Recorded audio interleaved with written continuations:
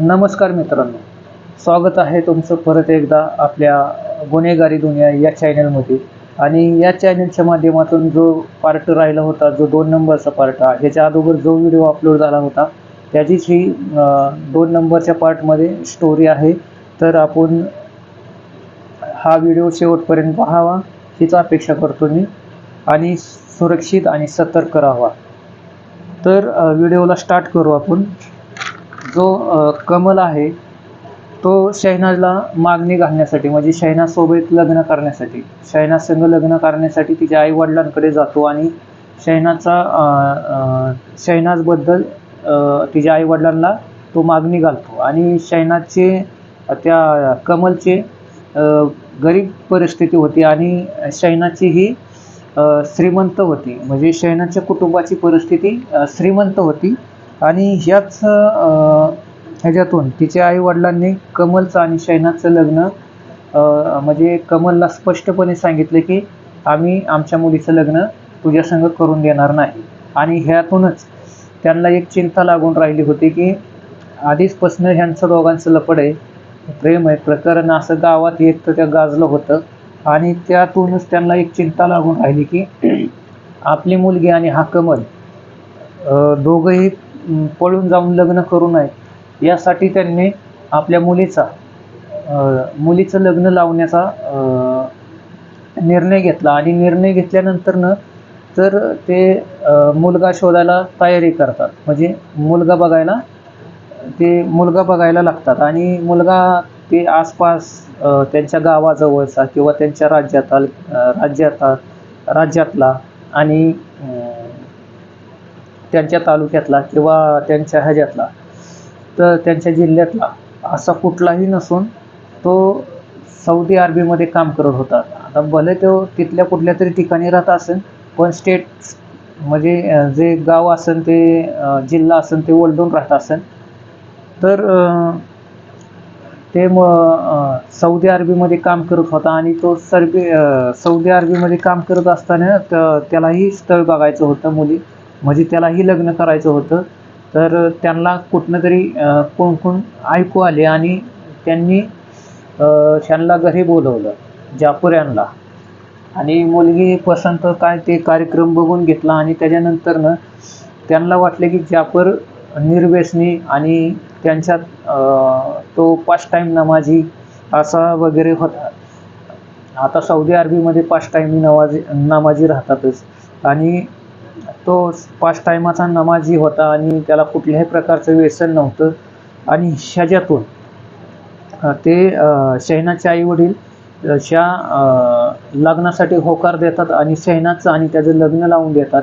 आणि लग्न लावून दिल्यानंतर जो जाफर होता तो आपल्या पत्नी समवेत, म्हणजेच शहनाज संग तो काही दिवस, म्हणजे काही महिने तिच्या संग राहतो. आणि तिथून राहिल्यानंतर तो आपल्या सौदी अरेबिया या ठिकाणी कामासाठी निघून जातो. आणि निघून गेल्यानंतर तो वर्षातनं किंवा 6 महिन्यातनं किंवा वर्षातनं तो आपल्या पत्नीला भेटण्यासाठी यायचा. आणि त्यातूनच त्याला 2 मुलं झाली. आणि 2 मुलं झाल्यानंतर जी शहनाज होती ती त्या घरामध्ये तो नसल्या कारणाने, तो सौदी अरेबियामध्ये असल्या कारणाने, तो बाहेर असल्या कारणाने त्याचं आणि त्या शहनाजचं आणि कमलचं रिलेशन जास्त वाढायला लागलं आणि ते जास्त जवळ यायला लागले. ह्याच्यातून काय झालेलं आहे की शहनाजचा जो धाकटा मुलगा आहे तो कमलचा मुलगा असतो. आणि कमलचा मुलगा त्याला आब्बू ह्या नावानेच हाक मारत असतो, कारण त्या घरात ते दोघं पती आणि पत्नी याप्रमाणेच राहत असतात. कारण हा जाफर हा सौदी अरेबियाला असतो, आउट ऑफ कंट्री असतो. आणि नवऱ्यासारखेच राहत होते. आणि त्यांच्यात असे काही प्रसंग आले की त्यातून हा जो शहनाजचा दुसरा मुलगा, धाकटा मुलगा होता, तो जन्माला घातला. आणि असंच बऱ्याच वर्षे त्यांचं चालू राहिलं होतं हे प्रकरण.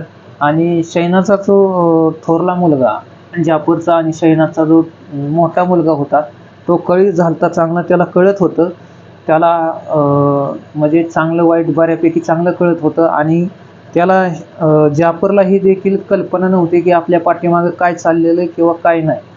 आणि जाफरचा जो मुलगा असतो तो त्याला फोन करून सांगतो की आब्बा असं असं इथं घडतंय आपल्या आईविषयी, हा जो प्रकार अनैतिक संबंधातून जे घडतोय ते त्या आपल्या वडिलांना सांगतो. आणि आपल्या सोबत असं कोणतरी बाहेरचा व्यक्ती, परका व्यक्ती येऊन अनैतिक कृत्य करतो असं जाफरला सांगतो. आणि जाफर तिथे जरा इमोशनल होतो आणि त्यातून तो असं काही सूड वगैरे काय त्याचा काही कल्पना, म्हणजे तो असला काही विचार करत नाही, तर तो फक्त त्या 2 मुलांचा विचार करतो. आणि काय म्हणतो की हे झालंही झालं आता, तर आपण जर ह्या शहनाजला सोडून द्यावं तर त्या दोन्ही मुलांचं आयुष्य बिघडून जाईल आणि ह्या म्हणजे बिघडण्या पाठीमागचं कारणीभूत मी स्वतः असेल. तर तो तसा निर्णय चुकीचा म्हणजे घेत नाही आणि बरोबर घेतो. तर तो निर्णय काय घेतो की मी आता म्हणजे तो जाफर हा सौदी अरबी सोडून इंडियामध्ये आलेला आहे. आणि इंडियामध्ये येतो आणि तो आपली पत्नी आणि 2 मुलं घेतो आणि नोएडा इथे जातो आणि तिथेच तो कामाला लागतो आणि तिथेच तो राहायला सुरुवात करतो. कामाला लागतो आणि राहायला पण सुरुवात करतो. आणि तिथे 2 वर्षे त्यांना लोटतात आणि ते दोन्ही वर्षाचे सण म्हणजे जे ईद असते ते तिथं साजरे करतात. आणि जी शहनाज आहे तिला पटनाला यायला तो लावत नाही, म्हणजे तिच्या आईवडिलांच्या घरी पटनाला या ठिकाणी तिला काय लावत नाही, कारण त्याला तिचा अफेअर माहीत झालेला असतं. आणि तो वारंवार तिचा मोबाईल जो साधा किंवा काय असेल, तिच्यापाशी साधा असेल किंवा काय असेल, तर तो मोबाईल वारंवार चेक करत होता. आणि जाफरला तिने एक आयफोन घ्यायला मागणी केली आणि जाफरने ती फोन कुठल्याही वादिवाद न घालता तिला तो आयफोन घेऊन दिला. महाग मुलकाचा आयफोन तिला घेऊन दिला.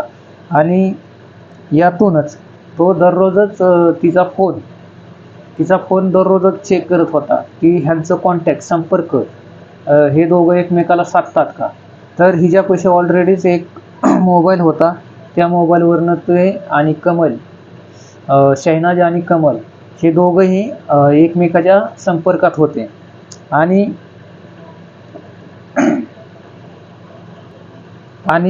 जाफरला तो वारंवार चेक केल्यानंतर जाफरला असं कळतं की तो आयफोन असतो तोच चेक करत असतो. तर तो आयफोनच्या ह्याच्यातनं त्या जाफरला काय दुसऱ्या फोनविषयी माहीत नसतं. आणि तर जाफरला वाटतं की आता त्यांच्या दोघांचं कॉन्टॅक्ट काही नाही आहे, आता आपल्याला हरकत, म्हणजे त्याला घर घ्यायचं होतं. आणि तो जे सौदी अरबीमध्ये त्यांनी जी कमाई केली ती आणि त्यातनं बचत झाली आणि नोएडामध्ये जो त्यांनी कमाई केली आणि त्याच्यातनं बचत झाली ते सर्व पैसा तो एकत्रित करतो आणि एक सुंदरसं असं घर घेतो. आणि ते एप्रिल महिन्याचा हे होता. आणि 1 एप्रिल 2020 च्या तारखेच्या आसपास तो तिथं राहायला जातो. आणि तिथं राहायला गेल्यानंतर 1 एप्रिल या दिवशी तो त्याची बायको म्हणजे शहनाज आणि जाफर हे दोघंही ईदची खूप शॉपिंग करतात. जे लागते सामान, जे सणाला लागणारं अत्तर वगैरे काय असेल ते जे काय असेल, जे सणाचं सामान असेल ते किंवा काही घरगुती वापराचं सामान असेल ते शॉपिंग करतात. खूपशी कपडे वगैरे ते काही जे मिळून. आणि संध्याकाळी घरी आल्यानंतर शहनाज ही त्याच्या आवडीची चिकन बिर्याणी ते करते आणि सगळे एकत्र जेवतात. आणि एकत्र जेवण झाल्यानंतर शहनाज जाफर संग थोडा विवाद करते आणि जाफरला स्पष्ट सांगते की तू आज माझ्या बेडमध्ये किंवा माझ्यापाशी झोपायचं नाही, आज तू सेपरेट झोपण्याची तयारी कर. तर ह्यामध्ये शहनाजची मोठी चाल आहे आणि शैनाची मोठी चाल असते तर तिच्या जो जाफरचा जो बंगला असतो, जे घर असतं, त्याच्यामध्ये कमल नावाचा हा जो शैनाचा प्रियकर आहे, तो पूर्वीपासूनच लपून बसलेला असतो आणि तो संधीची वाट बघत असतो. आणि शैनाचं ते आणि त्या कमलचं बोलणं झालेलं असतं की तू मर्डर वेपन काय वापरणार आहे, हे पोलिसांना काही घावू नये म्हणून ते काय करतात, शैनाज ही त्याला कुकर देते, कुकर, आणि कुकरने त्याच्या डोक्यावर वार कर म्हणते.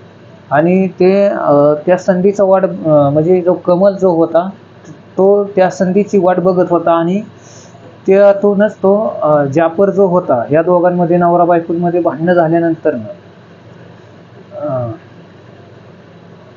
नवरा बायकोमध्ये भांडण झाल्यानंतर तो हॉलमध्ये झोपायला तिथं झोपून जातो. आणि कमल हा जो संधीची वाट बघून असतो तो येतो, कुकर घेऊन येतो आणि कुकरने त्याच्या डोक्यावर इतके जे वार करतो की तो त्याच्या जागीच मृत्यू होतो. आणि मृत्यू झाल्यानंतर त्याच्या डोक्याच्या ज्या चिंध्या बिंद्या ते म्हणजे काय खूपसा भयंकर प्रकारे अछिद्र म्हणजे काय ते म्हणतात ना, ते करून टाकतो त्याच्या डोक्याच्या. आणि असं करून आपल्या प्रियकराच्या साह्याने ती जो आपला नवरा आहे त्याला मारून टाकते. आणि पोलिस त्यांना परत चौकशीसाठी बोलावतात. आता पोलिसांनी हा सगळा प्रकार सविस्तरपणे ऐकून घेतलेला, त्यांना ही खबर लागलेली की तिचं अफेअर होतं, हे सर्व पोलिसांनी ते पूर्णपणे ऐकून घेतलं. आणि शैनाजला आणि कमलला दोघाला चौकशीसाठी परत बोलावलेलं आहे. आणि पोलिसांनी त्यांच्या पद्धतीने त्यांनी चौकशी केली. आणि चौकशी केल्यावर म्हणजे त्यांच्या पद्धतीने चौकशी करत असताना तर शैनाज आणि कमल हे दोघंही गुन्हा कबूल करतात की हा आम्हीच मारलंय जाफरला. आणि ते पोलिस ला ते दुसरा जे शैनाजवळ मोबाईल असतो त्याचं जे कॉल डिटेल्स वगैरे ते असते ते सर्व काढून आपल्या पुराव्यासहित जोडतात. आणि त्यांना जी कठोर शिक्षा होते आणि ते आता शिक्षा भोगत आहेत. तर धन्यवाद मित्रांनो. आजच्या या व्हिडिओमध्ये तुम्हाला कसं हा व्हिडिओ वाटला, जरी चुकून वाकून एखादा आगमाग झाला असेल तरी समजून घ्या. मी बोलण्याचा जरा सराव जास्त स्पीडमध्ये बोलण्याचा प्रयत्न करतो आहे, तरी समजून घ्यावं. आणि ह्या गोष्टीला मी जरा सुधरवून चालेल यातून. आणि तुमचा असाच प्रतिसाद मला राहून द्या, या चॅनलला राहून द्या.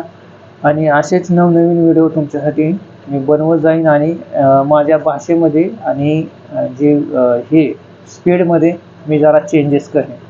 तर धन्यवाद. जय हिंद, जय महाराष्ट्र.